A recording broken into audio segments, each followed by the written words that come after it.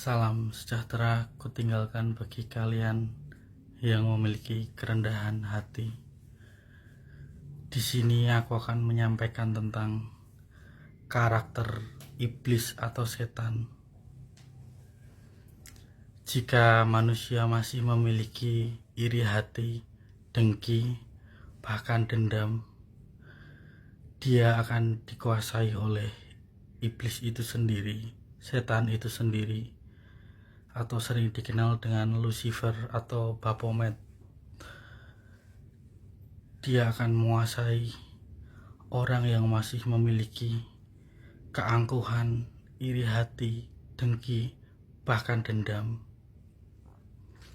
Orang itu menjadi jahat dan tidak segan-segan untuk memaki-maki, mengatakan orang, bahkan sampai pada penganiayaan karena hatinya bermasalah. Hatinya sudah dipenuhi oleh rasa iri, dengki, bahkan dendam. Maka orang itu tidak akan ada kasih lagi di dalam dirinya. Bahkan orang itu akan lari dari kebenaran itu sendiri.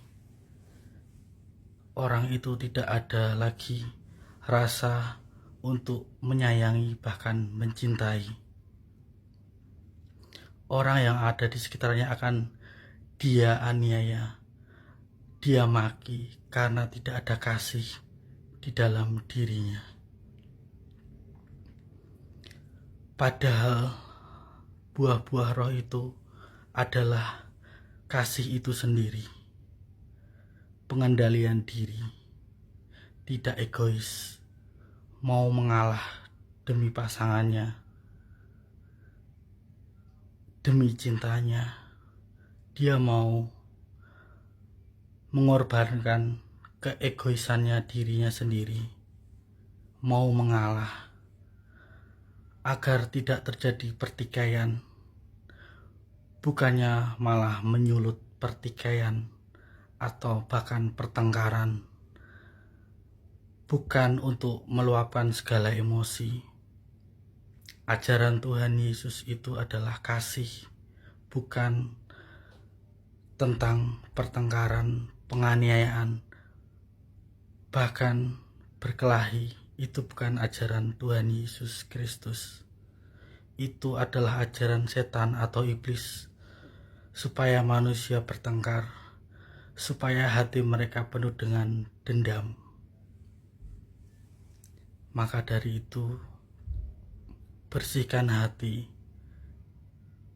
dari iri, dengki, dendam, agar tidak terjadi hal-hal yang tidak diinginkan, seperti penganiayaan yang membuat manusia lain, orang lain itu menjadi rugi karena fisiknya yang sudah babak belur, dan rugi hanya karena emosinya menjadikan manusia lain menjadi korban hasil dari emosinya itu. Manusia harusnya penuh dengan kasih, bukan dengan penuh dendam.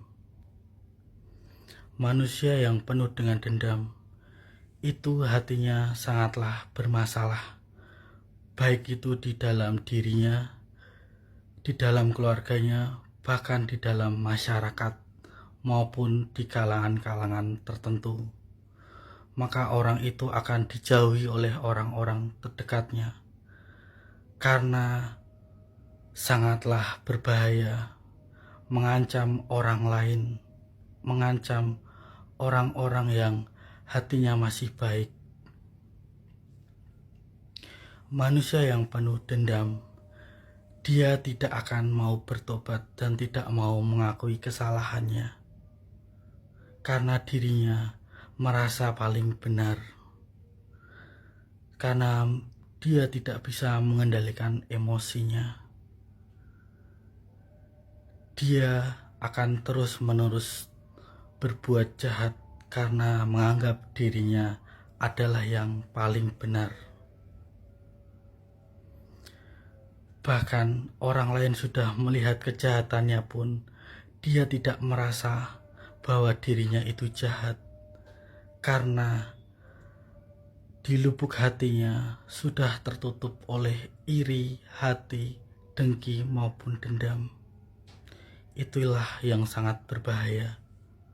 Maka orang itu akan dijauhi oleh teman-temannya, orang-orang terdekat, bahkan dia sudah tidak diakui lagi oleh masyarakat karena sudah berperilaku yang amat sangat membuat orang lain enggan melihat perbuatannya yang sangat fatal. Ajaran Tuhan Yesus adalah tentang kasih. Ampunilah, maafkanlah orang yang sudah menyakiti hatimu, baik itu secara fisik maupun secara mental. Engkau harus bisa mengampuni, engkau harus bisa memaafkan, engkau harus bisa mengalah, engkau harus bisa menahan ego diri. Karena engkau adalah anak-anak Tuhan Yesus Kristus yang selalu didampingi olehnya, agar kehidupan kalian itu sehari-hari, hari demi hari penuh dengan cinta kasih, bukan penuh dengan kebencian. Ajaran Tuhan Yesus itu adalah untuk menebarkan kasih, bukan menebarkan kebencian satu dengan yang lain, bukan membujuk rayu untuk menebarkan kebencian, menghasut orang-orang untuk membencinya. Itu bukan ajaran dari Tuhan Yesus Kristus.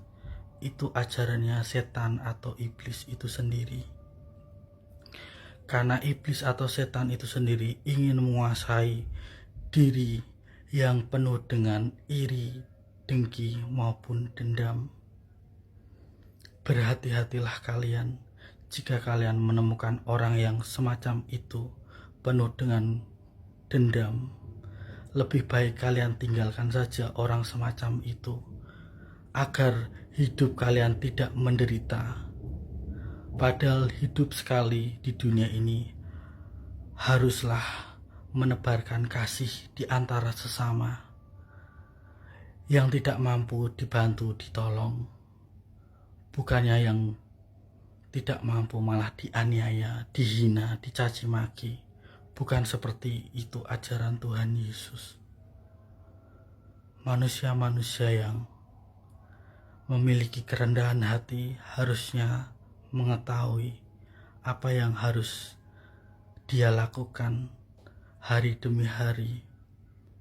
Karena semakin hari kasih itu akan hilang, karena pengendalian manusia itu sudah tidak bisa dikendalikan lagi.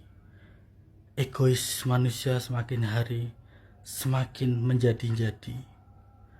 Maka di akhir zaman ini, manusia yang memiliki kerendahan hati, merekalah yang masih mempunyai kasih itu sendiri kepada sesamanya.